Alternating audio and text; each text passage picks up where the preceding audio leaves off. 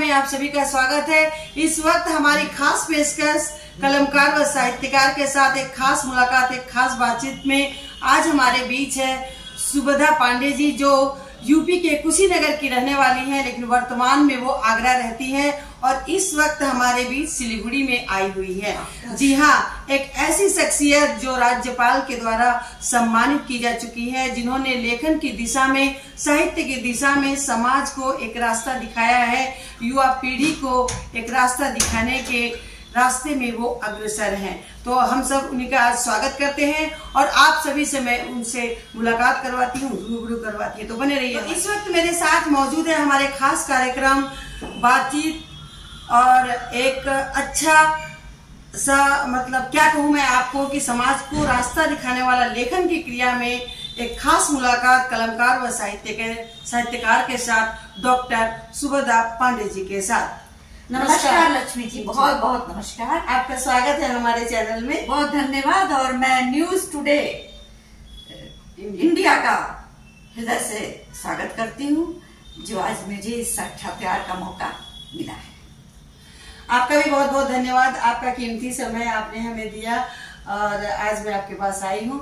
अपने बारे में आपने थोड़ा हमें बताया कि कैसे आपने शुरू किया और क्या क्या किया लेखन व साहित्य के दौर के, मतलब इसको लेकर के, क्योंकि आज जो समय है, आज जो दौर है, लेखन साहित्य ये सब कहीं हम पीछे छोड़ते जा रहे हैं। तो हमारी आने वाली पीढ़ी को आप थोड़ा रास्ता भी दिखाएं और मैं चाहूंगी कि शुरू से आप अपने बारे में हमें बताने का थोड़ा प्रयास करें। बहुत बहुत धन्यवाद। ये एक अच्छा अवसर है जब मैं स्वयं अपने बारे में आप सभी को बताने का अवसर पाई हूँ। मेरा जन्म उत्तर प्रदेश के कुशीनगर जिले में तमकुही रोड कस्बे में हुआ था। मेरे पिता प्राचार्य पंडित सुदामा शुक्ल और माता श्रीमती लतिका देवी थी।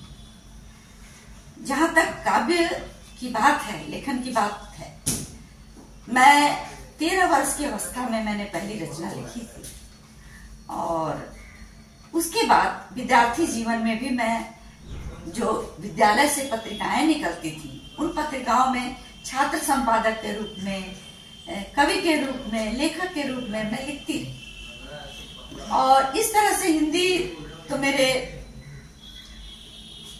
स्वभाव में, मेरे रुचि में, मेरी प्रवृत्ति में बसती गई और फिर मैंने अपनी शिक्षा को इसका मुख्य अंग ही बना लिया। चूंकि मेरे माता पिता दोनों ही राष्ट्रीय भावना से ओतप्रोत थे और उन लोगों ने मेरे अंदर राष्ट्रीयता की भी भावना कभी प्रत्यक्ष रूप से, कभी अप्रत्यक्ष रूप से भरी। कभी उनकी जीवनी, कभी उनके प्रसंगों को सुनते हुए भी मैं उनसे प्रेरित हुई। तो यह एक मूल धारा मेरे साथ हमेशा चलती रही।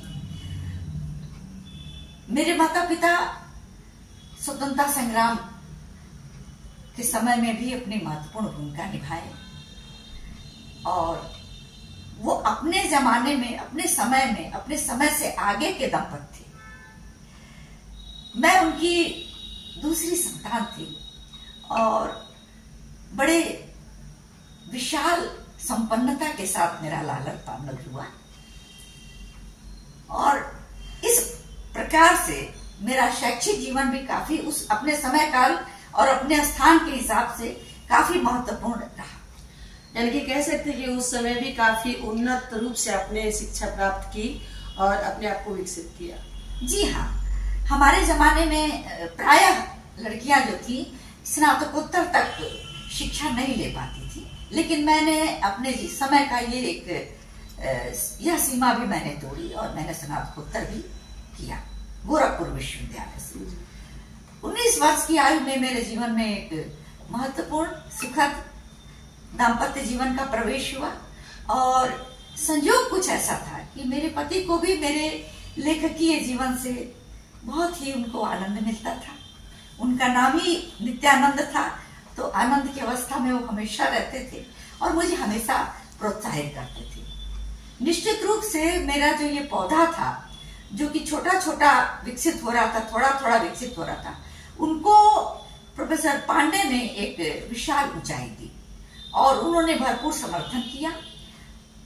हम शादी के बाद महाराष्ट्र चले गए, नागपुर से भी कुछ और आगे चंद्रपुर में हमारे शैक्षिक जीवन का आरंभ हुआ और वहां पर जितने भी साहित्यिक मंच थे उन सभी मंचों पर ले जाना, वहां मुझे प्रस्तुति कराना जी। और वहां पर लोगों के बीच में जब लोग हमें खुश होते थे मेरी रचनाओं को सुनकर, मेरे स्वर को सुनकर, तो वो भीतर ही भीतर बहुत खुश होते थे। तो आपने कितनी किताबें लिखी?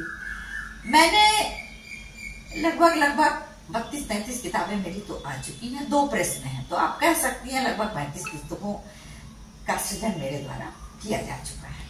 अभी भी आप मैंने सुना है किसी साहित्य वाली संस्था से आप जुड़ी हुई हैं, उसका हमें हाँ,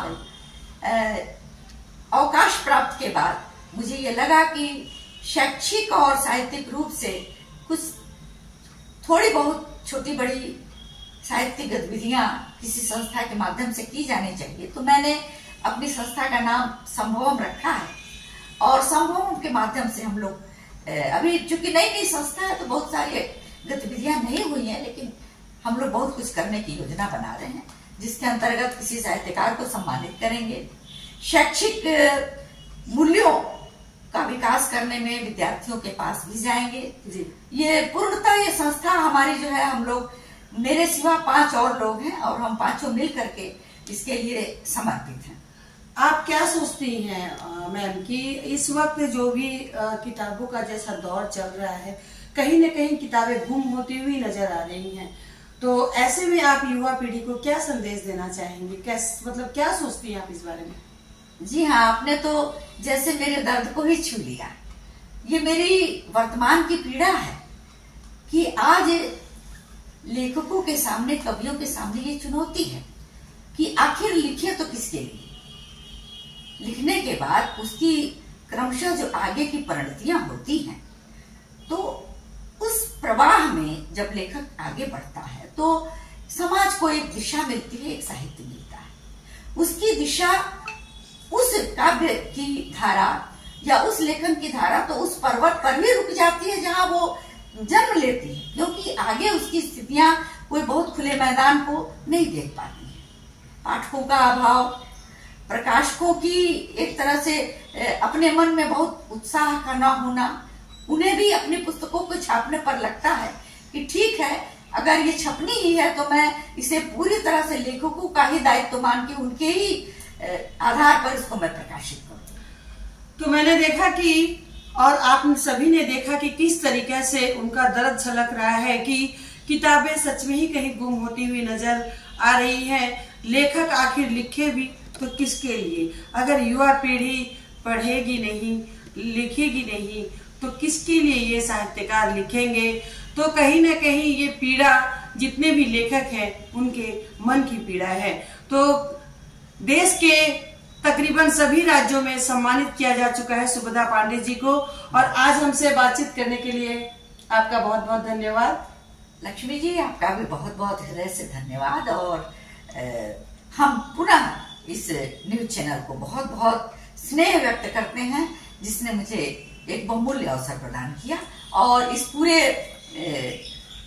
सिलीगुड़ी और आसपास के अंचलों के साथ ये चैनल जहां जहां तक भी विकसित होगा, जहां जहां के श्रोता दर्शक इससे जुड़ेंगे, उन सबको मेरा हार्दिक प्यार।